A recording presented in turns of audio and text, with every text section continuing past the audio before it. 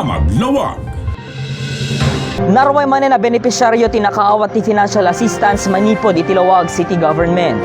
Nagiti grupo iti babae na isuro kadakwada ti mamastrikan. Babae ti panagaramit ti kandela.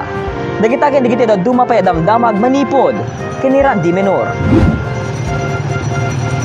Naawat digiti na mapulo ket talo alawagenyos titulong pinansyal manipod iti aid to individuals in crisis situation when no IX.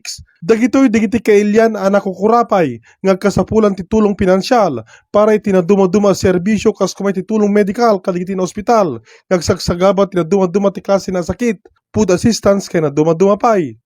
Naggapo mismo ti pondo ti Lawag City Government baben iti City Social Welfare and Development Office.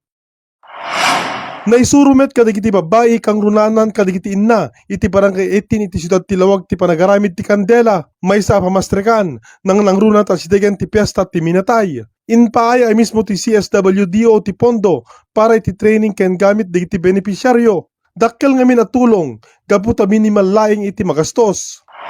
Kalpasan ti dua atawen, naiwayat manen ti palarong pamasko iti siyudad ti Lawag, ti may bilang akadadakkelan nga sports event iti siyudad. Naudi ani White iti 2019, ken nagsardeng gapu iti epekto ti COVID-19, ken ita agundaway, makita ti ragsak digiti players, official ken digiti umili, gapu iti panagsublin ti palarong pamasko, akang runa na may ayam ket iti basketball. Tinaso aktibidad, ti pagpartisiparan digiti barangay, ahensyas, empleyado ti gobyerno iti siyudad ken tricyclean. Naiwayat pa iti search for Mr. and Miss Palarong Pamasko ken ikanmet ti gundaway anak ipagpaset digiti miyembro ti LGBTQ. Formal analukatan ti Palarong Pamasko babayan ken ni Mayor Michael Marcos Queon.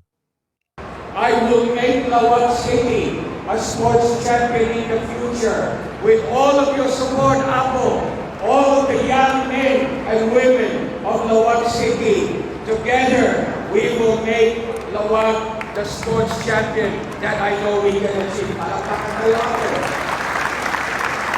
Randy Menor para iti Damag Lawag.